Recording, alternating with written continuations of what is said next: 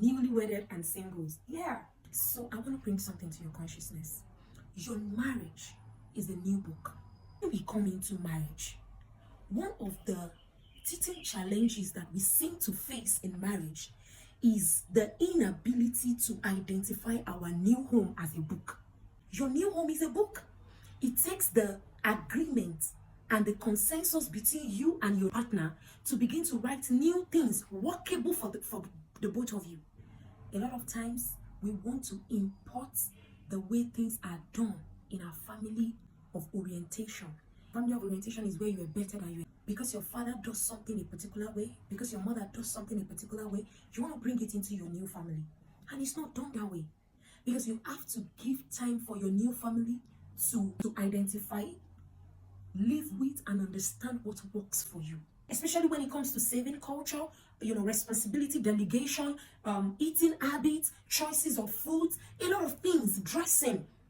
They look so small, but we can't seem to just say, no, let's do it this way, because you believe your family's way is the only working way. And it might not be the same for your husband because you have different exposure, different background, different culture. Everything about marriage is dynamic. Even if you were neighbors and you got married to each other, you don't do things the same way.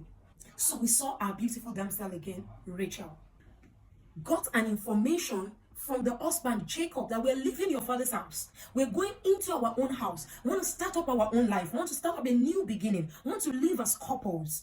Rachel picked her father's idol and journeyed with it into a new land. Also little. This can mean two things. Was it that the God of Jacob cannot be trusted enough for Rachel to leave that land without the idol of the father?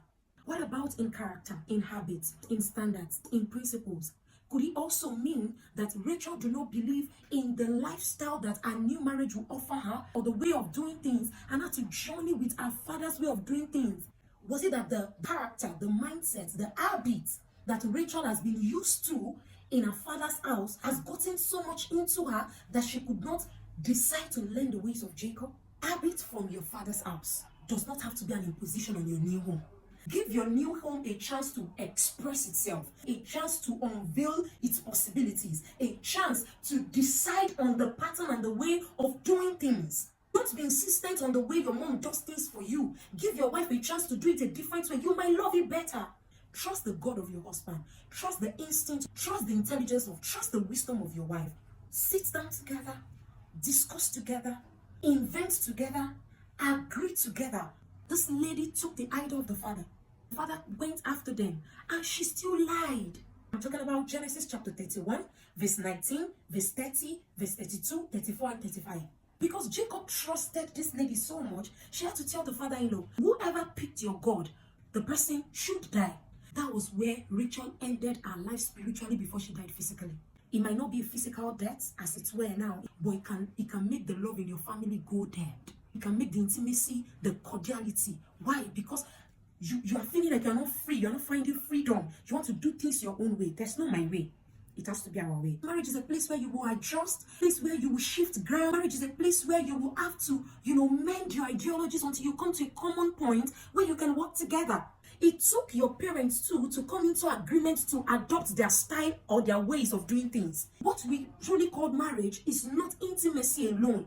It's that mindset how to be rubbed off on each other.